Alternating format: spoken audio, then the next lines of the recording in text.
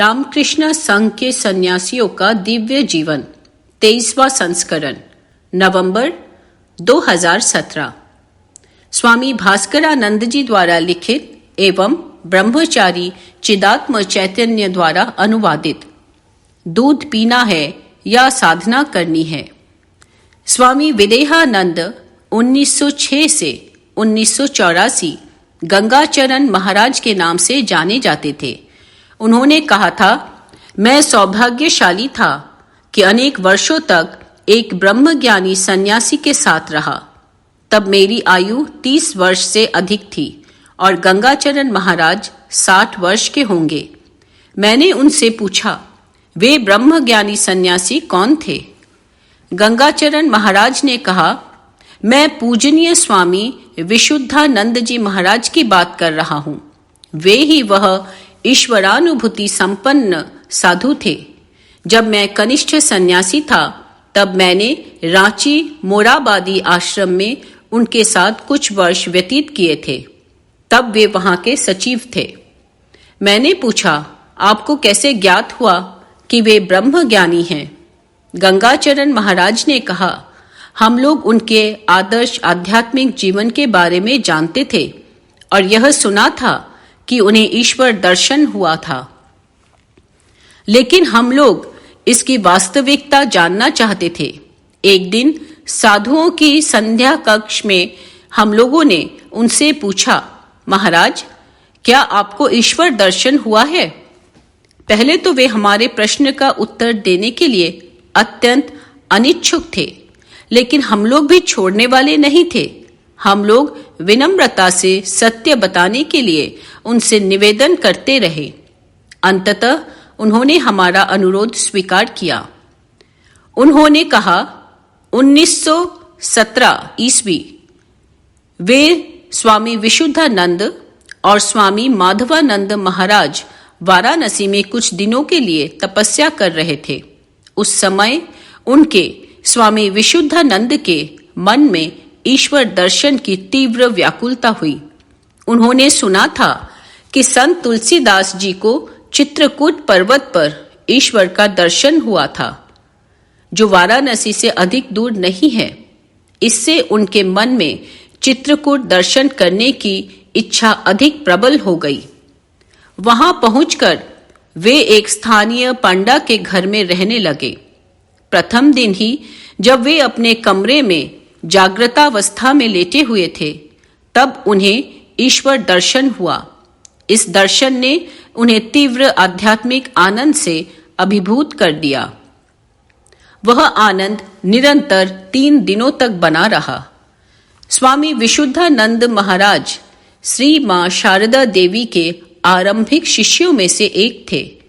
जब वे युवा सन्यासी थे, तभी श्री रामकृष्ण के एक महानतम शिष्य स्वामी ब्रह्मानंद महाराज ने उनके मन की उच्च आध्यात्मिक अवस्था को जान लिया था। एक बार रामकृष्ण संघ के संघाध्यक्ष स्वामी ब्रह्मानंद जी महाराज ने युवा सन्यासी स्वामी विशुद्धानंद को स्वामी रामकृष्णानंद महाराज के सहायक के रूप में मद्रास मठ में भेजा। स्वामी ब्रह्मानंद महाराज ने स्वामी विशुद्धानंद का परिचय देते हुए स्वामी रामकृष्णानंद महाराज को पत्र लिखा, मैं एक ऐसे सन्यासी को भेज रहा हूं जिसका मन सर्वदा ईश्वर में लीन रहता है। उपरोक्त घटना के अतिरिक्त गंगाचरण महाराज ने हम लोगों को स्वामी विशुद्धानंद महाराज के बारे में दूसरी बड़ी रोचक घटना बताई थी। एक दिन एक मारवाड़ी व्यापारी विशुद्धानंद महाराज से मिलने के लिए रांची मोराबादी आश्रम में आया। वह आश्रम में साधुओं के लिए दुधारू गाय दान देना चाहता था। तब आश्रम की आर्थिक अवस्था अच्छी नहीं थी। विशुद्धानंद महाराज को पेट के अल्सर से कष्ट हो रहा था। चिकित्सक ने उन्हें पथ्य में दूध पीने के लिए कहा था, लेकिन आश्रम में आर्थिक अभाव के कारण उनके लिए अधिक दूध खरीदना संभव नहीं था।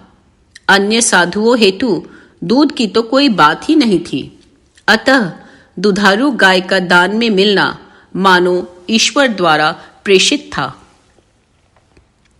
स्वामी विशुद्धानंद महाराज ने सभी साधुओं को एकत्र बुलाकर कहा, ये सज्जन हम लोगों को एक दुधारू गाय दान देना चाहते हैं। यदि हम लोग यह दान लेते हैं तो तुम लोगों के साथ एक नया दायित्व जुड़ जाएगा। तुम लोगों को गाय की देखभाल करनी पड़ेगी। इसके कारण तुम लोगों को ध्यान और अन्य आध्यात्मिक साधनाओं के लिए कम समय मिलेगा। अतः मैं तुम लोगों से इन दोनों में से एक का चयन करने के लिए कहता हूं। क्या तुम लोग दूध पीना चाहते हो या तुम लोग अपनी आध्यात्मिक साधना करना चाहते हो? साधुओं ने कहा, महाराज, दूध पीने की अपेक्षा हम लोग आध्यात्मिक साधना करना ही अधिक पसंद करेंगे। सन्यासियों के इस उत्तर से विशुद्धानंद महाराज बहुत आनंदित हुए। तदनंतर उन्होंने व्यापारी से कहा, क्षमा करो, हम लोग गाय नहीं ले सकते। इसके बदले में मैं तुम्हें यह परामर्श दे सकता हूं कि तुम सन्यासियों हेतु दूध खरीदने के लिए कुछ रुपए प्रत्येक महीने दिया करो। हिंदू परंपरानुसार साधुओं को दुधारू गाय दान देने से बहुत पुण्य मिलता है। व्यापारी विशुद्धानंद महाराज के परामर्श से विश्वस्त नहीं था कि उसे वही पुण्य प्राप्त होगा, अतः वह असहमत होकर आश्रम से चला गया। स्वामी विशुद्धानंद जी महाराज रामकृष्ण संघ के 8वें संघाध्यक्ष हुए। एक सच्चे कर्मयोगी। फिजी के नडी शहर में चेन्नैया गौंडेर के घर में रामकृष्ण मिशन आश्रम नडी के सचिव स्वामी रुद्रानंद महाराज 1901 से 1985 विशिष्ट अतिथि थे। मध्य रात्रि थी। रामकृष्ण मिशन आश्रम के लिए कल जो महाविपत्ति आई थी उसकी चिंता से उद्विग्न चेन्नैया 3 घंटों से अनिद्रा के कारण अपनी शैया पर करवटें बदल रहे थे। आश्रम में मात्र एक आवास भवन था जो कल जलकर भस्म हो गया। रात्रि के निस्तब्धता में चेन्नैया अपने बगल के कमरे में सोए हुए स्वामी रुद्रानंद की नियमित शांत सांस की आवाज सुन सकते थे। महाराज को चेन्नैया के घर में रहना पड़ा क्योंकि आश्रम में लगी आग ने उनको निराश्रय कर दिया था। अनेक वर्ष पूर्व फिजी के अप्रवासी भारतीयों के निमंत्रण पर स्वामी रुद्रानंद महाराज भारत से फिजी आए और नदी में उन्होंने एक उच्च विद्यालय प्रारंभ किया था। यह विद्यालय ब्रिटिशों की ईख की खेती में कार्यरत भारतीय मजदूरों के बच्चों के लिए प्रारंभ किया गया था। मजदूरों की शिक्षा के विचार से ब्रिटिश डर गए। उन्हें भय हुआ कि मजदूरों के शिक्षित बच्चे अन्य प्रकार की नौकरी चाहेंगे जिससे भविष्य में मजदूर नहीं मिलेंगे। इसलिए प्रकट या गुप्त रूप से वे एवं उनके मित्र कई वर्षों से महाराज को परेशान कर रहे थे। आश्रम भवन में हुई आगजनी की घटना संदिग्ध जैसी थी। अनिद्रा से शैया पर करवटें बदल रहे चेन्नैया को स्मरण आया कि महाराज ने वर्षों तक कितने कठोर परिश्रम एवं प्रेम से आश्रम को बनाया एवं विद्यालय को चलाया। चेन्नैया सदैव ही रुद्रानंद महाराज के उत्साही सहयोगी और प्रशंसक थे। जब महाराज का सुंदर आश्रम आग से जलकर भस्म हो गया था तब चेन्नैया ने अपने घर में एक सम्माननीय अतिथि के रूप में रहने के लिए महाराज को निमंत्रण दिया। चेन्नैया को चिंता थी कि महाराज को आश्रम का पुनर्निर्माण करने के लिए न जाने कितना समय लगेगा। चेन्नैया को रात भर नींद नहीं आई क्योंकि वे महाराज के बारे में चिंतित थे। यद्यपि वे विस्मित थे कि उनके बगल वाले कमरे में महाराज स्वयं शांति से निद्रामग्न थे। जिस आश्रम भवन को बनाने के लिए महाराज ने कई वर्षों तक कठोर परिश्रम किया, उसके विध्वंस हो जाने से मानो उन पर कोई प्रभाव ही नहीं पड़ा। चेन्नैया ने पढ़ा था कि कर्मयोगी किसी भी वस्तु से आसक्त नहीं होते हैं। वे बिना किसी फलाकांक्षा से कर्म करते हैं। चेन्नैया निस्संदेह समझ गया कि स्वामी रुद्रानंद जी महाराज एक सच्चे कर्म योगी थे। सुबह हुई, अपनी दिनचर्या के अनुसार रुद्रानंद महाराज जग गए। उन्होंने ध्यान किया और नाश्ते के लिए कमरे से बाहर आए। वे स्वस्थ एवं विश्राम किए हुए दिख रहे थे। जब उन्होंने चेन्नैया को देखा तो उत्साहपूर्वक कहा, चेन्नैया, ऐसा लगता है कि हमारे सामने बहुत सा कार्य पड़ा है। हम लोगों को आश्रम बनाने के लिए पुनः कार्य प्रारंभ करना है। मुझे पूर्ण विश्वास है कि श्री रामकृष्ण अवश्य हमारी सहायता करेंगे। अपने मित्रों एवं शुभ चिंतकों की आर्थिक सहायता से रुद्रानंद महाराज पुनः आश्रम बनाने में सफल हुए। नया भवन पूर्व के भवन से अधिक अच्छा था। नया भवन सीमेंट से बना एवं पूर्ण रूप से अग्निरोधक फायर प्रूफ था। आश्रम द्वारा संचालित यह उच्च विद्यालय फिजी के श्रेष्ठ विद्यालयों में से एक है। स्वामी प्रभानंद महाराज प्रथम विषयक स्मृतियां। स्वामी प्रभानंद 1901 से 1938 केतकी महाराज के नाम से प्रसिद्ध थे। उन्होंने रामकृष्ण संघ के इतिहास में अतुलनीय समर्पित जीवन व्यतीत किया था। जब मैं 5 वर्ष का था तब उन्हें शिलोंग में देखा था। वे हमारे पड़ोसी स्नेहलता धर के मकान में अतिथि थे। उस समय वे पूर्णतः शय्याग्रस्त थे और एक प्रकार के रोग, वायरस रिलेटेड मस्कुलर एट्रोफी से कष्ट पा रहे थे। उस समय इस रोग का कोई उपचार नहीं था। कुछ नवयुवक उनकी सेवा और अन्य शारीरिक आवश्यकताओं की देखरेख करते थे। प्रतिदिन बहुत से दर्शनार्थी पुरुष एवं महिलाएं केतकी महाराज को देखने के लिए आते थे।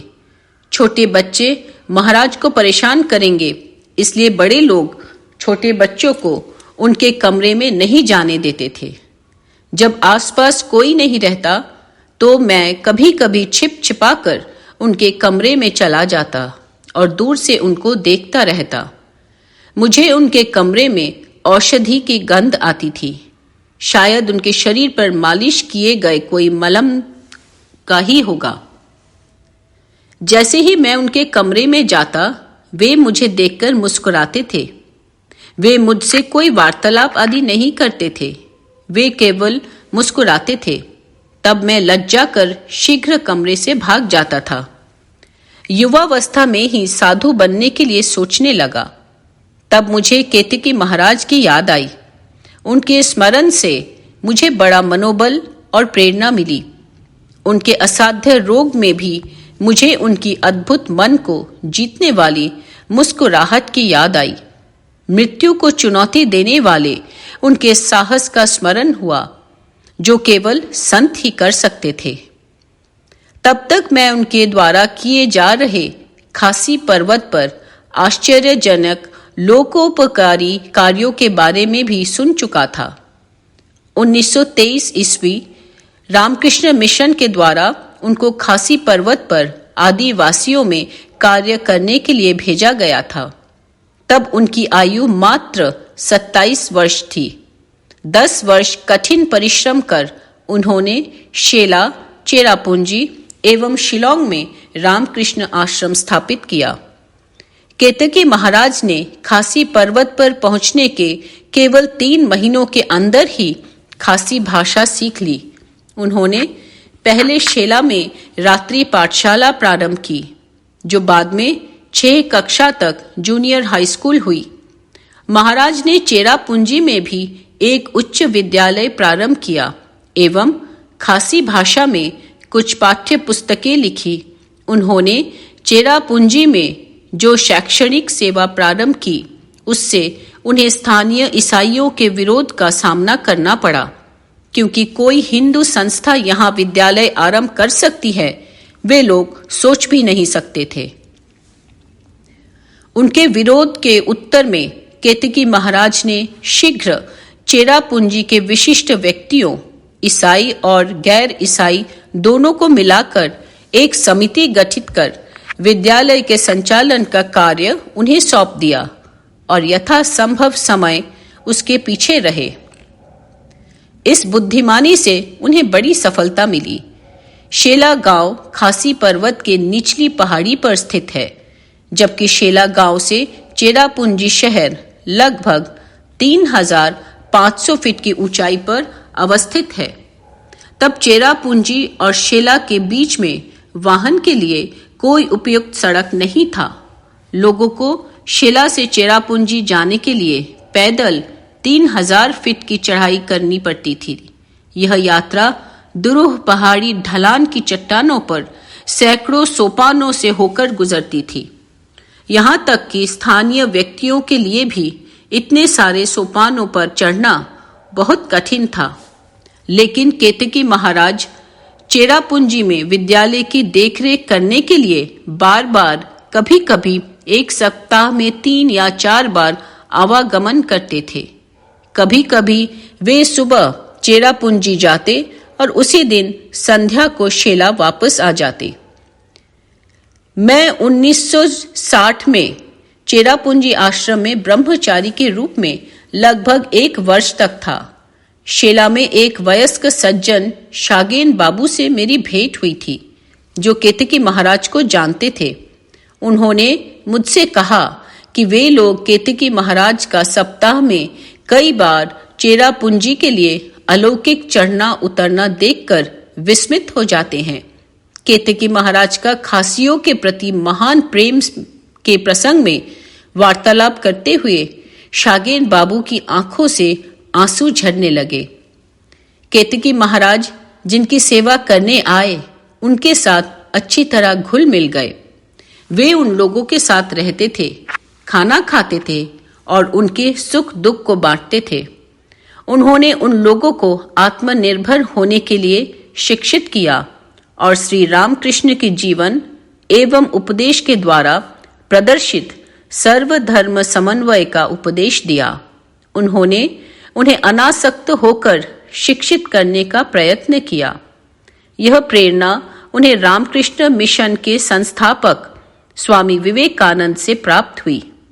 स्वामी विवेकानंद ने रामकृष्ण मिशन की स्थापना अभिनव सर्वत्यागी सन्यासियों का समूह निर्माण करने के लिए की थी, जिसका उद्देश्य था आत्मनो मोक्षार्थ जगद्विताय च, अपनी मुक्ति और जगत का कल्याण। एक बार स्वामी विवेकानंद ने कुछ कनिष्ठ साधुओं को कहा था, मैं तुम सबको बहुत अधिक प्रेम करता हूं, तथापि मैं चाहता हूं कि तुम लोग दूसरों की सेवा करते हुए मृत्यु को प्राप्त हो जाओ। उससे मुझे अधिक आनंद होगा। प्रणाम स्वामी जी।